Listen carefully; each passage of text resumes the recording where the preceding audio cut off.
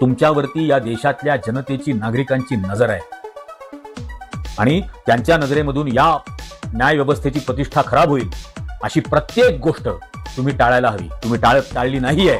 गणेशोत्सवात तुम्ही टाळलेली नाहीये. येणाऱ्या काळात तुम्ही टाळणार आहात का हे आता आम्हाला बघायचंच आहे.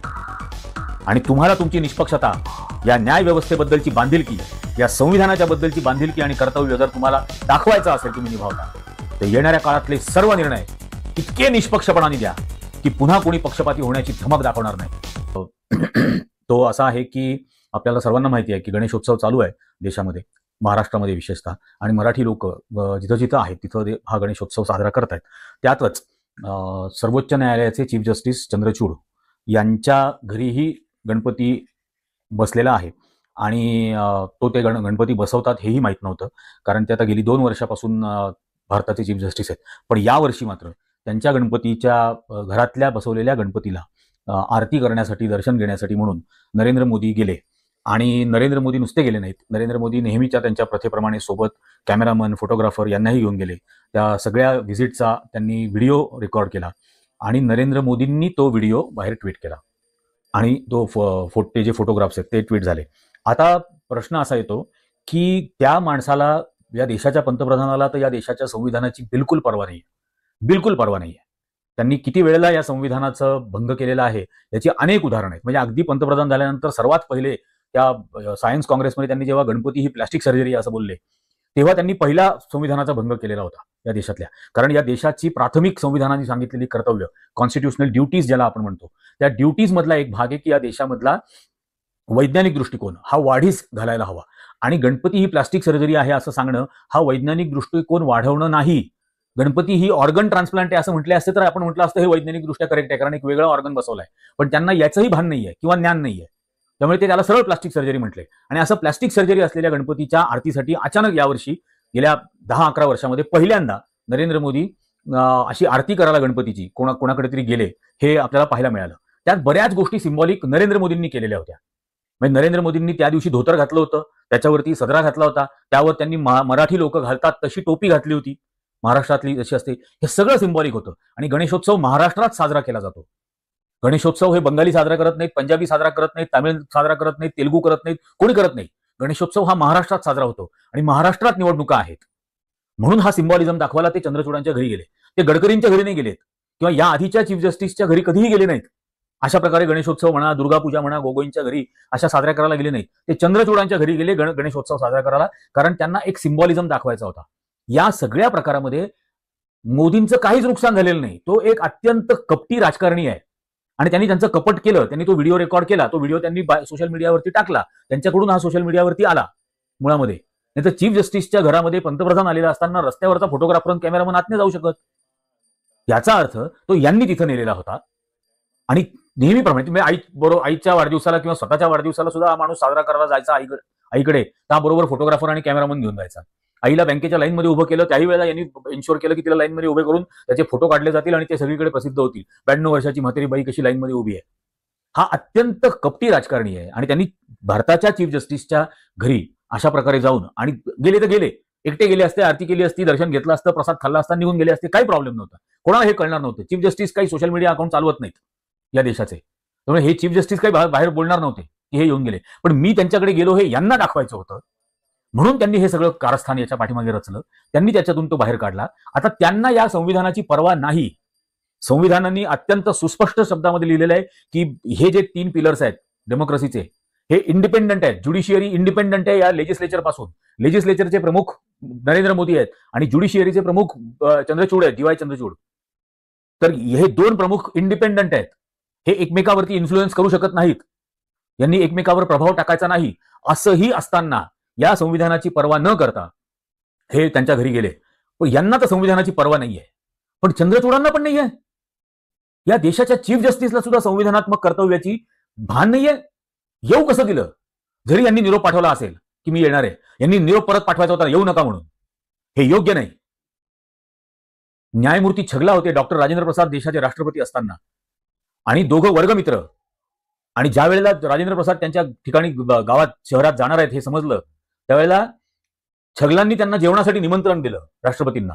राष्ट्रपती राजेंद्र प्रसादांनी सांगितलं की मी तुमच्याकडे येणं हे या संविधानात्मक कर्तव्याच्या दृष्टीने योग्य ठरणार नाही, त्यामुळे मी तुमच्याकडे येणार नाही. हे भान या देशाच्या पहिल्या राष्ट्रपतीला राजेंद्र प्रसादांना होतं, हे या पंतप्रधानाला नाही आहे. आणि हे गेली 10 वर्ष आपण पाहतोय. याच पंतप्रधानांनी आणलेले इलेक्ट्रोल बॉन्ड असंवैधानिक आहेत, हे याच चीफ जस्टिसने निर्णय दिलेला आहे ना.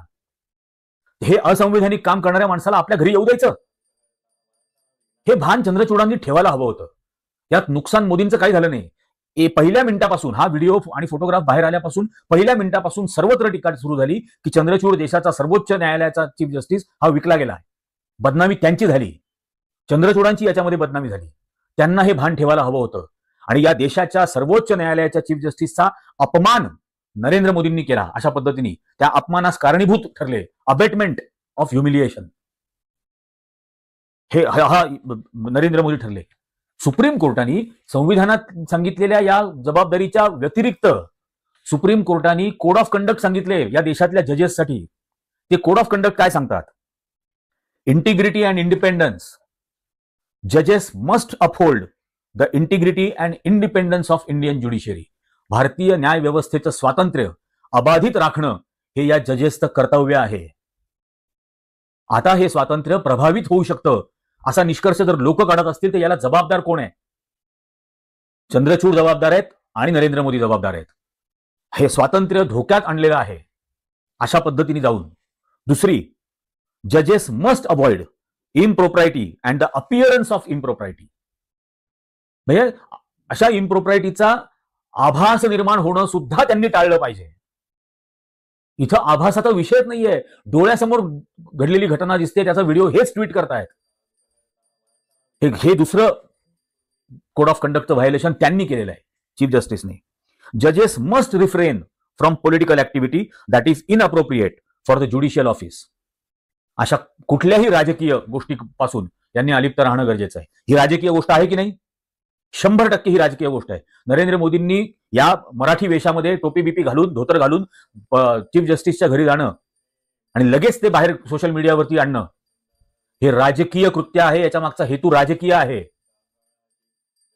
महाराष्ट्राच्या निवडणुका डोळ्यासमोर आहेत. महाराष्ट्रातल्या आमदारांचं निलंबन प्रलंबित आहे. म्हणजे हे असंवैधानिक सरकार आहे हा तर निर्णय देऊन झालेला आहे, पण त्यांचं निलंबन अजूनपर्यंत प्रलंबित आहे. आणि आता निवडणुका होऊ घातल्या आहेत, त्यामुळे आता निलंबन होऊनही फार काही होणार नाहीये, पण निदान शिक्कामोर्तब तरी त्यावर झालं पाहिजे. मग ते डिले व्हावं हा हेतू आहे याच्या मागचा. किंवा या देशातल्या संपूर्ण न्याय व्यवस्थेला एक संदेश देणं की चीफ जस्टिस आणि नरेंद्र मोदी यांचे संबंध काय आहेत हे चीफ जस्टिसला सांगायची गरजच नाही, स्पष्टीकरण सुद्धा देऊ शकत नाहीत. पण हा संदेश नरेंद्र मोदींनी या व्हिडिओ आणि फोटोग्राफच्या माध्यमातून देऊन टाकला की या न्याय व्यवस्थेवर भारतीय जनता पक्षाचा, राष्ट्रीय स्वयंसेवक संघाचा प्रभाव राहणार. आत्ता 3 दिवसापूर्वी विश्व हिंदू परिषद नावाच्या एका संघटनेने एक काहीतरी त्याला काय म्हणतात, विधी संगोष्ठी असं काहीतरी एक आयोजित केलं होतं. आणि त्याच्यामध्ये बरेच रिटायर्ड जजेस हे त्यामध्ये उपस्थित राहिले. आणि या देशाचा लॉ अँड ज्युडिशियरी मिनिस्टर हा त्याला हजर राहिला. आणि त्यात त्यांनी काय चर्चा केली? वक्फ बोर्डाचं काय, मंदिर आणि मशिदींच्या वादग्रस्त इमारतींचं काय. मग त्यावरती प्रभाव पाडायचा आहे का याच्यातून? आज हजारो केसेस न्यायालयांमध्ये पेंडिंग आहेत ज्याच्यामध्ये वक्फ बोर्डाच्या जमिनींवरती सरकारने अतिक्रमण केलेलं आहे. त्यावरती प्रभाव पाडायचा आहे का? याच्यात किती राजकीय हेतू आहेत? आणि तुम्हाला चीफ जस्टिस चंद्रचूड, तुम्हाला तर हे माहीतच हवं की ज्या माणसांनी इलेक्ट्रोल बॉन्ड सारखं अत्यंत असंवैधानिक काम केलेलं आहे असा माणूस आपल्या घरी येणं ही एक कॉन्स्पिरसी असू शकते. हा एक कारस्थान असू शकतं. आता इतकं साधं कारस्थान तुमच्या जर लक्षात येत नसेल, जे काही क्षणात सिद्ध झालं ते घडल्यानंतर, तर ऍक्च्युअली न्यायालयांमध्ये ज्या कॉन्स्पिरसीच्या केसेस चालतात त्या तुम्हाला कशा समजत असतील? का विश्वास ठेवावा या देशातल्या नागरिकांनी या तुमच्या न्याय व्यवस्थेवरती? एक कारण सांगा, का विश्वास ठेवावा? इतकी साधी कॉन्स्पिरसी, इतकं साधं कारस्थान तुम्हाला समजलं नाही आणि तुम्ही त्यांना नकार दिला असता की नाही यायचं माझ्या घरी आरतीला. काय करून घेतलं असतं यांनी तुमचं? तुम्ही या देशाचे सर्वोच्च न्यायालयाचे न्यायाधीश आहात, मुख्य न्यायाधीश आहात. पण 10 नोव्हेंबर 2024 ला तुम्ही रिटायर होत आहात. आणि तुमच्या रिटायरमेंटच्या 56-57 दिवस आधी तुमच्या घरी अशा पद्धतीने येणं, का गेल्या वर्षी आले नाहीत? का त्याच्या आधीच्या वर्षी आले नाहीत? आत्ताच का आले? या साध्या साध्या गोष्टी तुम्हाला येत नाहीत? महाराष्ट्रातले भारतीय जनता पक्षाचे मंत्री आहेत ना दिल्लीत, तेही गणपती बसवतात ना, त्यांच्याकडे का नाही गेले आरती करायला? हे आत्ता नाही, आत्तापर्यंत कधीच का नाही गेले? आत्ता तुमच्याच घरी येत आहे, त्याच्या मागे कारस्थान असू शकतं. इतकी साधी गोष्ट तुम्हाला लक्षात येत नाही? आणि तुमच्यावर आम्ही विश्वास ठेवायचा? हे तुम्ही तुमच्या अनेक भाषणांमध्ये स्वतः काय बोललेला आहात की न्यायालयांनी निकाल देणं, निर्णय देणं फक्त अपेक्षित नाही, न्याय होताना दिसला पाहिजे. इलेक्ट्रोल बॉन्डच्या बाबतीमध्ये इलेक्ट्रोल बॉन्ड हे असंवैधानिक आहेत असा तुम्ही निर्णय दिला, तो न्याय होताना दिसलेला नाही. याचं कारण असं आहे की मग हे असंवैधानिक कृत्य करणाऱ्यांना तुम्ही काय कारवाई केली? या असंवैधानिक पद्धतीने कंपन्यांकडून एजन्सीजचा दबाव दाखवून, याचे तर 100 पुरावे आहेत, एजन्सीजचा, ईडीचा, सीबीआयचा, इन्कम टॅक्सचा दबाव दाखवून त्यांच्याकडून हजारो कोटी रुपयाच्या देणग्या गोळा केल्या गेल्या, याच्याबद्दल काय कारवाई केली? त्यामुळे तुम्ही निर्णय दिला, न्याय होताना दिसलेला नाही. चंद्रचूड, हे काय आहे? आणि हे देशातले नागरिक गप्प बसतील असं वाटतं? जजेस must bare true faith and अलिजियन्स to the constitution of India. जजेस must not bare true faith and अलिजियन्स with the government of India. Bharat सरकार बरोबर तुमचा विश्वास आणि तुमचं अलिजियन्स हा तुम्ही सरकारच्या प्रती दाखवायचा नाहीये, संविधानाच्या प्रती दाखवायचा आहे. तो दाखवलात का? आणि संविधानाच्या प्रती असलेला विश्वास आणि अलिजियन्स दाखवण्यापासून परावृत्त कोणी केलं? या देशाच्या पंतप्रधानांनी, नरेंद्र मोदींनी केलं. या इतक्या गंभीर गोष्टी आहेत, तुमच्या लक्षात कशा येत नाहीत? आणि आता कितीतरी निर्णय तुमच्या समोर पेंडिंग असणार आहेत येणाऱ्या 2 महिन्यात. काय करणार आहात त्याचं तुम्ही? हे सगळं करून पुन्हा लक्षात घ्या, मोदींचं काही नाही गेलेलं. He wanted to make a point, he made a point. तो अत्यंत उन्मत्त आणि बेपर्वा माणूस आहे. त्याला संविधानाशी काही घेणं देणं नाही, लोकशाहीशी काही घेणं देणं नाही. त्याला जे करायचं ते त्यांनी केलं. तुम्ही गणपती घरामध्ये का बसवला? म्हणजे सगळेच नागरिक आणि चंद्रचूड सुद्धा काय म्हणता गणपतीला? गणेशोत्सव साजरा करता, रोज 2 वेळेला आरत्या करता, त्या आरत्यांमध्ये काय म्हणता गणपतीला? विघ्नहर्ता म्हणता ना. मग हे बदनामीचं विघ्न तुमच्याकडे आलं ना, काय त्या बदनामीच्या विघ्नाचं हरण झालं? होऊ शकलं का? वर्षानुवर्ष कदाचित तुमच्या घरामध्ये पिढ्यानपिढ्या तुम्ही गणपती बसवतात, हे बदनामीचं विघ्न टळलं का? विघ्नहर्ता म्हणून आरत्या करता ना 2-2 वेळेला. काय झालं? नरेंद्र मोदींनी एका मिनिटामध्ये तुमची बदनामी करून टाकली. या न्यायालयाची बदनामी केली, या न्यायाधीशांची बदनामी केली, या न्याय व्यवस्थेची बदनामी केली, या संविधानाची बदनामी केली. काय करून घेणार आहात? आता चंद्रचूडांसमोर एकच पर्याय आहे, एकच पर्याय की उरलेल्या दिवसांमध्ये जेवढे जेवढे निर्णय हे अत्यंत निष्पक्ष असतील, त्यात कोणी का दोषी असेना, कोणीही का दोषी असेना, पंतप्रधान का दोषी असेना, त्याला शिक्षा सुनावण्याची धमक दाखवली पाहिजे. अन्यथा तुमचीही कॉम्प्रोमाइज झालेली आहे, तुमचीही तडजोड झालेली आहे, असाच अर्थ आज जो निघतोय तोच साबित होईल. हे करणार आहात का? साध्या तलावामध्ये पाय टाकायच्या आधी लोक चौकशी करतात, आतमध्ये मगर तर नाहीये ना. आणि ज्यांनी लहानपणापासून मगरी बरोबर राहिला, ज्यांनी अनेक वेळेला मगरीचे अश्रू ढाळले, नोटबंदीच्या वेळेला, अनेक वेळेला, कोविडच्या वेळेला, त्यावर तुम्ही भरोसा ठेवला? हे लक्षात घ्या, कृपा करून लक्षात घ्या. ही चंद्रचूडांना विनंती आहे, ही या देशातल्या आमच्या सर्व दर्शकांना, नागरिकांना विनंती आहे की येणारे 56-57 दिवस या न्याय व्यवस्थेकडे अत्यंत बारीक नजर ठेवणं गरजेचं आहे. आणि या कॉन्स्टिट्युशनल ड्युटीमध्ये असं म्हटलेलं आहे की जजेस must be conscious that they are under public gaze and avoid acts of omissions that are unbecoming of the office. न्याय व्यवस्थेने हे लक्षात ठेवणं अत्यंत आवश्यक आहे की तुमच्यावरती या देशातल्या जनतेची, नागरिकांची नजर आहे. आणि त्यांच्या नजरेमधून या न्याय व्यवस्थेची प्रतिष्ठा खराब होईल अशी प्रत्येक गोष्ट तुम्ही टाळायला हवी. तुम्ही टाळली नाहीये. गणेशोत्सवात तुम्ही टाळलेली नाहीये. येणाऱ्या काळात तुम्ही टाळणार आहात का, हे आता आम्हाला बघायचंच आहे. आणि तुम्हाला तुमची निष्पक्षता, या न्याय व्यवस्थेबद्दलची बांधिलकी, या संविधानाच्या बद्दलची बांधिलकी आणि कर्तव्य जर तुम्हाला दाखवायचं असेल, तुम्ही निभावता, तर येणाऱ्या काळातले सर्व निर्णय इतके निष्पक्षपणाने द्या की पुन्हा कोणी पक्षपाती होण्याची धमक दाखवणार नाही. हे तुम्ही कराल का, हा आता तुम्हाला प्रश्न आहे. आणि या सर्व दर्शकांना, नागरिकांना कळकळीची विनंती आहे की बघा, डोळे उघडे ठेवून बघा, हे कुठे चाललेला आहे प्रवास. या देशातली राजकीय व्यवस्था उघड उघड न्यायाधीशांच्या घरी जाते आहे.